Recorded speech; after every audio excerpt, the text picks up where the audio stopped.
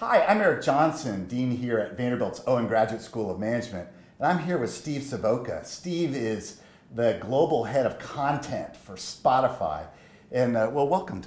Thank you so much. It's really exciting to have you here today. The students are really excited to hear about you, and I think more than anything because we have so many users in the building, many users, and when I think about Spotify now, like iTunes, 10 years ago, you guys are just reinventing the business. Do you see yourself as a music play or a technology play? Well, first of all, it's a pleasure to be here, and I'm very glad to be addressing your students and having a conversation with them about the service. But to your question, we see ourselves as a bit of both.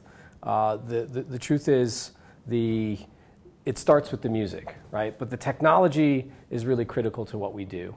And ultimately, the technology should fade into the background. The music should be front and center. The user experience should be seamless. It should be simple. So getting that technology right just means that it doesn't feel technologically heavy. But the technology piece is really critical because we have to deliver a delightful experience to our customers. We have to make sure that we iterate on what we do so we can stay ahead of the curve and keep the product fresh and interesting and exciting, and continue to inject value into it to remind users that there is value there that they should be paying for on a monthly basis, for sure. But very much my focus and the focus of the team I sit within is music. And it starts with the song, it starts with the artists, and they power the service. Well, certainly being in Nashville, you are a very big presence here and something we think a lot about. And right. Of course, the Taylor Swift flap, created quite a stir here. How is Spotify going to maintain and build relationships to avoid such defections in the future? Right. We are 100% focused on building meaningful relationships with artists and delivering a clear value proposition and a value exchange so they understand what Spotify as a platform can mean to them and to their careers and to their catalogs and to their music. So we are 100% focused on that. And the truth is, Taylor Swift is a great story. It's very headline grabbing. But the truth is there's a lot going on behind the scenes. There are a lot of young artists benefiting greatly from our efforts and from our service, building careers, building audiences, when they previously may not have had that opportunity. So we are contributing a lot to the growth of artists. And there are many artists around the world, and the vast majority of them are working directly with us. One of the things that I really have been kind of thinking a lot about just in trying to understand Spotify is this notion of moment capturing.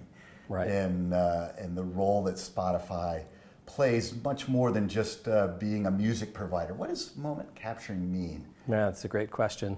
The truth is, if we think about the prospective universe for access and the idea of really scaling this business to an incredible degree, we have to think about bringing in a segment of users that may use music in many different ways. And what we've learned from our customers is we have passionate users, very heavy users that are high intent, but then you actually have a lot of usage going on that suits a moment, an experience.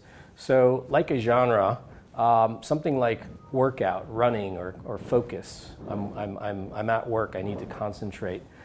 Providing the right music for every moment is something we've been focused on for quite a while, and we find that our users like having that experience served up to them in a very simple way.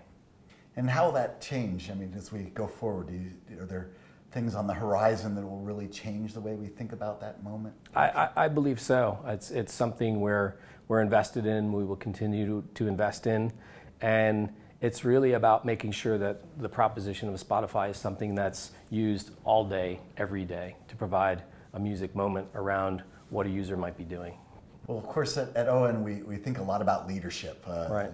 and building leadership skills in our students and really empowering them to go out and be leaders. And so one of my favorite things I like to ask all of our visitors is a leadership lesson that you've learned or some leader that's really inspired you in your career.